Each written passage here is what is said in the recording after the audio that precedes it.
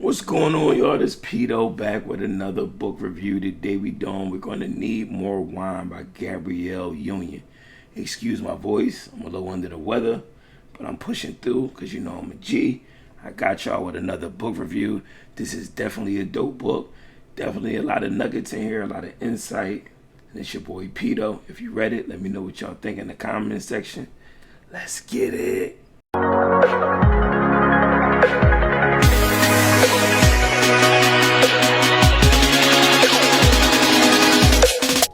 One of the things Gabrielle Union talked about her book was her experience as a black young girl in California and how they went to all of these predominantly white schools and how crazy her experience was, how intense it was, and how much she just didn't feel beautiful enough and how she wasn't light-skinned with long hair and that typical BS that we all dealt with when we was kids. You always hear like that was so much better.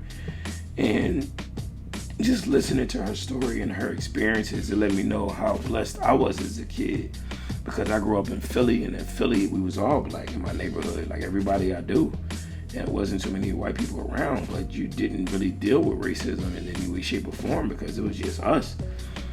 And I didn't start realizing about racism until I became a little older, like when I moved to West Virginia, and then when I moved to Georgia, and then I became more consciously aware of what was going on. But as a kid, I didn't have them experience at all. My childhood was amazing.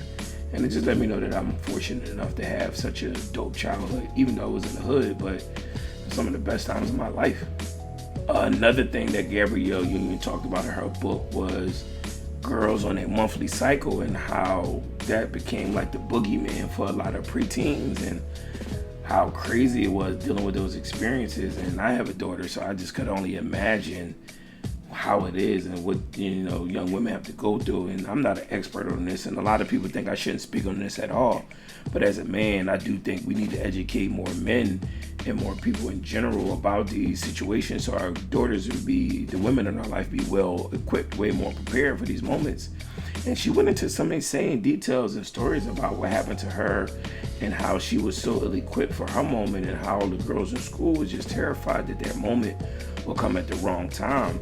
And she had a crazy story about how she didn't even know the difference between tampons and pads and how to use them and where to place them and all of these things like that. And it just was wild to me. Like, that's stuff that as a man or a boy you don't deal with, you don't think about, you don't even care about. But now when we become parents, it's things that I feel like we should be well more equipped and way more ready to be able to educate and teach and really have better expectations. Because as a kid, I'm sure plenty of us in our community are not having that conversation with our daughters and our kids and getting them prepared for that moment. And it just was an interesting read, and I think we just need to do better as a whole.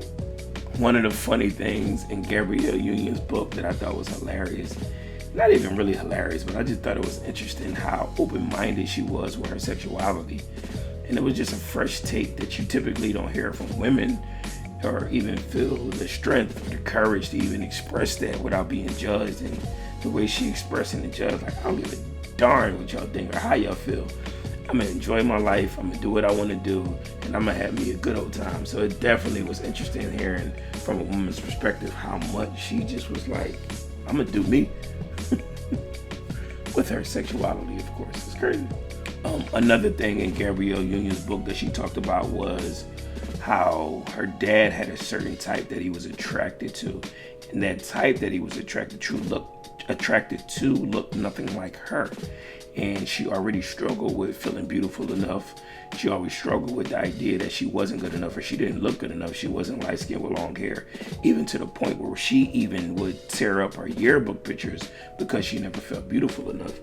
And this is a topic I'd never thought about as a man, or like at all, really, because it's weird, like your daughter, but you being attracted to someone that looked like your daughter, but it's like, it's kind of a hard conversation to have. It's like a little area that's like a little funny, but your daughter knowing that you find her beautiful, your daughter knowing that you value the way she looks and how she is and her character, and really building all that up, that strength, that inner beauty inside of her, that self-esteem is really very important for later on in life.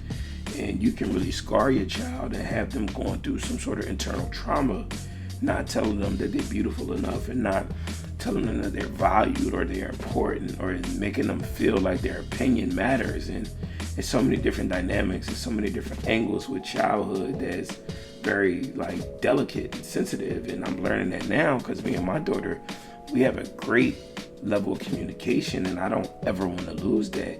So I do constantly tell her that she's beautiful and that she's loved, and even if she don't feel it on her own, I try to do my best with that personally between me and her. But it definitely was an interesting conversation that I've really never thought about. Another thing in Gabrielle Union's book, she talked about losing her virginity. Now, as a man, I could be wrong, I could be being insensitive, and again, I told y'all that I have great communication with my daughter, but I definitely don't want to lose that. But when she went into the details that she went into about losing her virginity, I don't want to hear that from none of the women in my life. Not my daughter, not none of my sisters, not my girl, nobody. Like, I'm not trying to hear none of that, how crazy detailed the story was. And it made me think, I wonder what D-Wade thought hearing this. Like, it just was extremely intimate and personal and explicit to some extent. And I just don't think I would ever want to hear that from any woman in my life. You guys think I'm wrong? Am I tripping? Like, I know you shouldn't want to hear it, but like, is it bad that I don't? I don't know. It's just such a sensitive subject. Let me know what you guys think. Another thing in Gabrielle Union's book, which was hilarious, that she actually dated Jason Kidd in high school. And she has a hilarious story about dating Jason Kidd and how it played out and the enemy she gained from that moment. And I definitely want y'all to read it and let me know what y'all think and how y'all feel about it, because it definitely was a crazy story. And I don't want to spoil it because it's so entertaining and it's so funny, but I do want to see what you guys think and how y'all feel about what happened when she was dating Jason Kidd. And just in case if you don't know, Jason Kidd was like an NBA superstar now, but at the time he was the #1 high school basketball player in the country. Funny story. If you did read it, let me know what you think. Come back and let me know so we can talk about it. You know what I mean? Gabrielle Union spoke on an experience she had in real life, but she talked about it in the book when a guy came and robbed the Payless that she was working at. Extremely vivid, extremely explicit, extremely messed up, extremely like just horrible that a person would go through that. It's so explicit, it almost sounds like a horror movie what she went through. And like, we just have to do better as a country with mental health, like getting people the help they deserve. And people, like, it's just crazy that somebody would have to go through this and experience this on the level that she did. And it just was wild, man. And like, some people, we just need to have better conversations of how the decisions you make impact so many people. It's not just the one person you're doing it to. It impacts the whole family, the whole community, everybody. And nobody deserves to go through that trauma. And she even talked about to the extent of how much that trauma has affected her, to the sense of when people see her and come up to her and try to give her a hug, like she almost be skittish or scared and not as comfortable as she normally would be prior to this incident.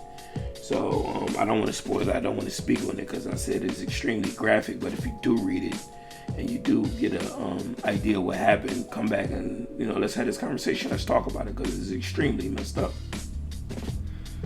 Another thing that she talked about was falling victim to the programming of thinking, you know, light is better, light skin, long hair is beautiful and dark skin is not. So she would literally avoid dating anybody dark skin. She would only date, you know, light skinned guys because it made her feel seen. Whenever she would date guys that was light skinned with good hair, or make her feel seen, make her feel worthy, make her feel appreciated, and things of that nature. And one of her friends called her out on it, like, yo, that, you know, you only date X, Y, and Z. And it's definitely an interesting conversation because you don't really hear too many people own up to that. Now, I was a person, my family was raised like that to some extent, but now that I'm getting older and I'm starting to realize, like, nobody in my family's like that now, but it was definitely something that we fell prey to heavy back in the day. But now, it's a lot different. But it's definitely interesting to hear her own up to that as well in this book, and how she definitely was dating with intent at the time, thinking that something was better when it actually is not. And it's just, we have to do better having these conversations. I do believe as a community we have gotten better at doing, you know, not falling so easily to the programming that a certain color, race, or style is better than the other. but we also still have more work to do as a community. You feel me? Another thing Gabrielle Union talked about was she has a wild story about Dwayne Wade and his kids and dealing with the police in their neighborhood, and how the kids asked her because they go play basketball at a closed facility gym that was attached to one of their neighbors' houses that gave them permission to do so. But she was like, nah, it's too late. I don't want you guys walking around this neighborhood. So when D. Wade came home, he gave them permission to go, so they went. So when Gabrielle Union came downstairs, I'm like, hey, where's the kids? He was like, I let them go play basketball. And she was like, why would you do that? Why would you let these 3 black kids roam around this neighborhood at like 10 o'clock at night? So they had a conversation about it. So they decided to go get them, and as they were going to get them, all these cops came flying by. Like, they had got a call that it was 3 black kids in the neighborhood roaming around trying to start trouble or whatever. So one of the cops stopped and was like, oh, snap, it's D. Wade, man, big fan. And he was like, yeah, appreciate it, bro. So they eventually got the kids and got them back home. But it was just like, imagine if it wasn't D. Wade. Imagine if the kid said something or said something slick or they moved the wrong way. And it's just like, you would think in a neighborhood like that, they would be like more understanding, because you know you have athletes and people that kids are there. But it's just a story, a conversation that we need to have to do better and evolve and really come to a better understanding and get past these barriers. And it's just a lot of nonsense that we really should not be still dealing with in 2024. You feel me? Well, this didn't happen in 2024, but you get what I'm saying. Another thing in Gabrielle Union's book that she talked about was how amazing Prince was, and how Prince would throw such these amazing, elaborate parties, and how he would invite the who's of who in Hollywood and music and science and medicine and all these things like that. And all these people would be there and really just get to mingle and talk to each other. And that was a part of the reason why Prince parties were so dope, because he would invite everybody, and it was like from all these different walks of life, people are able to engage and have these conversations, and he was really there to learn from people and talk to people. So he would invite people that he would want to learn from or engage with. And it was just amazing, man, because no matter where you go, no matter who you're talking to, no matter what genre, race, career path, anything, they all speak so highly of how amazing Prince was. And it's just crazy, man. And actually had an opportunity to visit his house around the time that he passed in Minnesota. I was up there like every week, going to Minnesota back and forth, but I didn't, and I kind of regret it, like I should, because I thought I would still be up there as much as I was at the time. And she said that D. Wade loved Prince, and D. Wade was Prince's favorite player, and D. Wade actually was hurt and cried when Prince died. So it's just amazing, man. You keep hearing so many great stories about such a legend. So in conclusion, with Gabrielle Union's book, we just have to be have more sympathy, have more understanding, more patience, more love, and really hear people out and have empathy and sympathy for people's experiences, and not be so dismissive, because a childhood can really shape the person's ideology, their thought process, their thought patterns, and everything that they're going to do in their future life. And if we can completely just keep dismissing people's experiences, we'll never come to a true form of understanding and love and passion and patience with each other.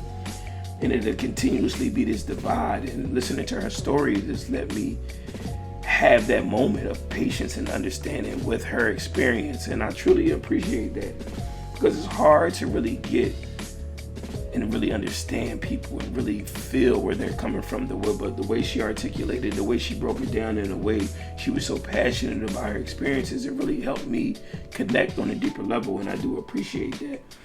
Also, like, just coming together, man, like, I think that's a big part of it as well. And I do believe, as I always say, we are here to learn, to love, to grow, and to evolve.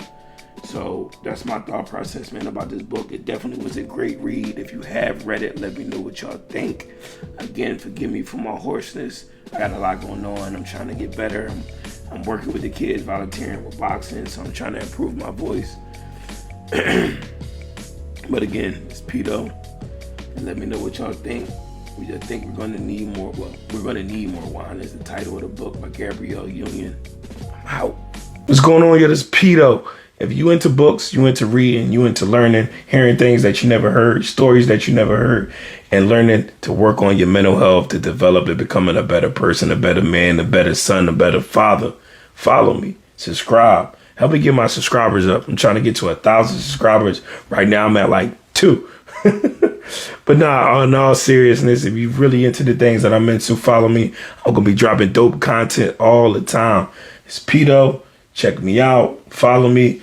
Engage with me. Let me know. Y'all want to read some books? What y'all want to talk about? I'm here. It's Pedo. Let's get it.